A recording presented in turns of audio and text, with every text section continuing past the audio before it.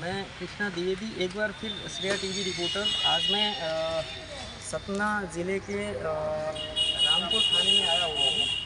यहाँ पे दिनेश जी के द्वारा हमें ये बताया गया था कि काफ़ी टाइम से हमारी एक समस्या चल रही है, जिसके निराकरण के लिए हम थाना आते हैं, बट यहाँ पे हमारी चीज़ें एक्सेप्ट नहीं की जाती, ना तो कोई कार्रवाई होती है। तो आज ये आए हुए हैं। तो अभी तो हम यहाँ पे श्री परशुराम जन कल्याण सेवा समिति के उपाध्यक्ष मलिगमा उपाध्यक्ष आए हुए हैं, जिनके द्वारा ये आवेदन दिलाया गया। तो आवेदन तो एक्सेप्ट किया गया है। अब मैं फरियादी से ये जानना चाहूँगा कि यहाँ जो थाना है, थाना से क्या आश्वासन आपको मिला है आपके मतलब चीज़ों के ऊपर कि कैसी कार्रवाई होगी। तो सर आपका मैं नाम जानना चाहूँगा कि क्या नाम लिखते हैं आपका? दिनेश कुमार पाल। दिनेश जी, कैसी समस्या लेके आप यहाँ पे आए हुए हैं और क्या निराकरण आप चाहते हैं? जी, हमारी समस्या ये है कि हमारी धर्मपत्नी 2021 से उसके भाई के बुलाने के बाद अपने नैहर गई थी, तब से यहाँ आई नहीं और चोरी चोरी हमारे मर्जी के खिलाफ हमें जगह जाने जगह दूसरी शादी कर ली। तो हम अपना समाधान चाहते हैं। तो आप समाधान चाहते हो, तो जैसे कि उन्होंने दूसरी शादी कर ली, तो क्या आपको ये चीज़ की जानकारी दी गई थी कि हम दूसरी शादी कर रहे हैं? नहीं दी गई थी। अच्छा, नहीं दी गई थी। तो इसका प्रकरण आपने कहीं उठाया था, कोर्ट में या थाने में कहीं उठाया था आपने? जी सर, न्यायालय पे चल रहा था, 2022 से चल रहा था और वकील साहब हमारे कह रहे थे कि जब डेट आएगी तो हम आपको बताएंगे और आपको बुलाएंगे, और आज तक हमारे को कुछ नहीं बताया, ना बुलाया मेरे को। मतलब आपको आपने कोर्ट में दायरा किया था, तो कोर्ट में दायरा के बाद आपको बुलाया नहीं गया, ना तो आपको कोई चीज़ें बताई गई कि इनडायरेक्टली उनकी मतलब दूसरी करवा दी गई है ना, यही बोलना चाहते हैं आप? जी।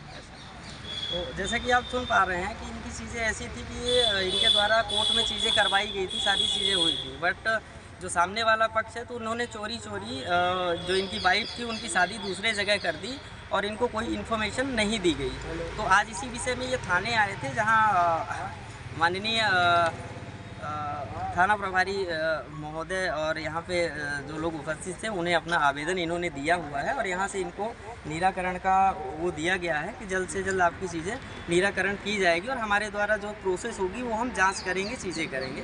तो यहाँ पे आए हुए हैं श्री परशुराम जन कल्याण सेवा समिति के मलिगमा उपाध्यक्ष। मैं उनसे बात करना चाहूँगा कि आप इसके बारे में क्या बोलेंगे। जय श्री परशुराम। मैं मलिगमा उपाध्यक्ष प्रदीप पांडे।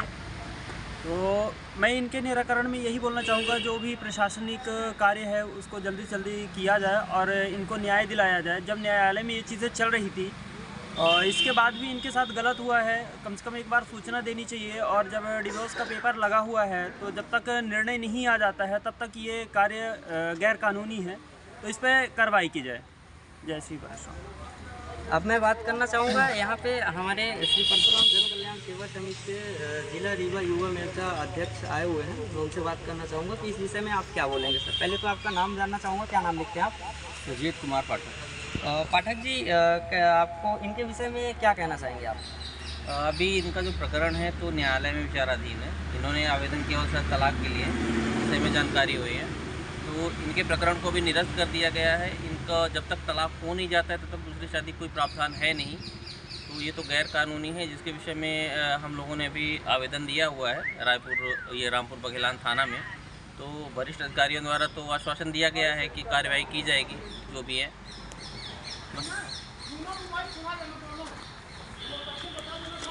तो जैसा कि आप लोगों ने सुना सर कि इनका प्रकरण ऐसा है कि चीज़ें तो हुई, बट ऐसा हुआ गया कि इनको अभी तक मतलब आज 3 साल गुजर गए हैं, इनको केवल आश्वासन देके नचाया गया है, बाकी इनका कार्य कुछ नहीं किया गया है।